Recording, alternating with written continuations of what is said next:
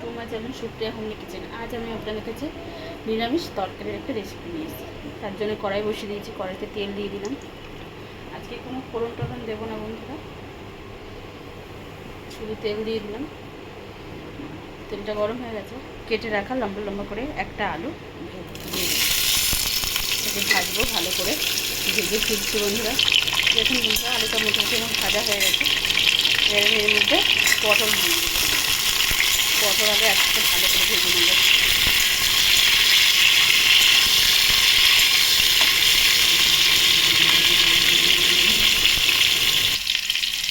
দেখুন বন্ধুরা, পটলটাও মোটামুটি ভাজা হয়ে গেছে, আর একটু পটলটা ভাজবো।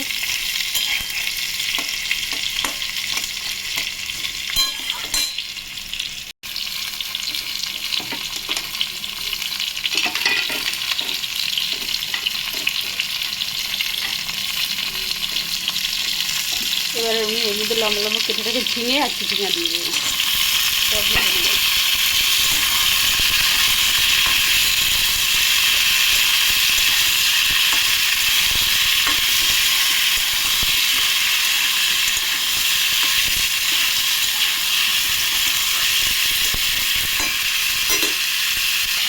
দেখুন বন্ধুরা, ভাজা হয়ে গেছে। এবার আমি স্বাদ মতো নুন দিয়ে দেবো,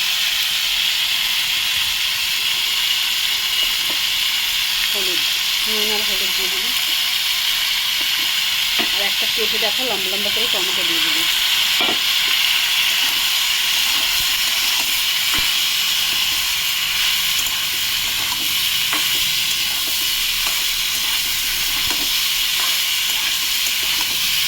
এটা শুধু ঢাকা দেবো।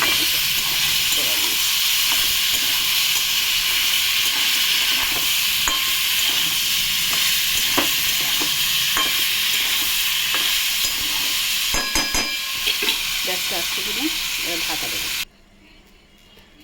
ঢাকাটা খুললাম, কাঁচা লঙ্কা 4-5টা কাঁচা লঙ্কা দিয়ে দেবেন। সব সিদ্ধ হয়ে গেছে। এবার আমি এর মধ্যে একটাই মশলা দেবো, সেটা হলো ধনিয়া গুঁড়ো।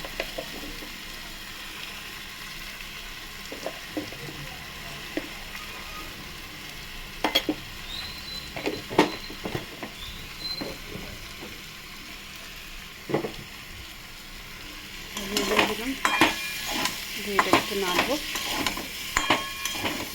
সামান্য একটু চিনি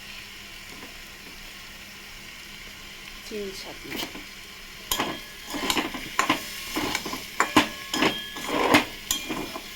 এটাকে আবার ঢাকা দেবো। পরে ফিরছি।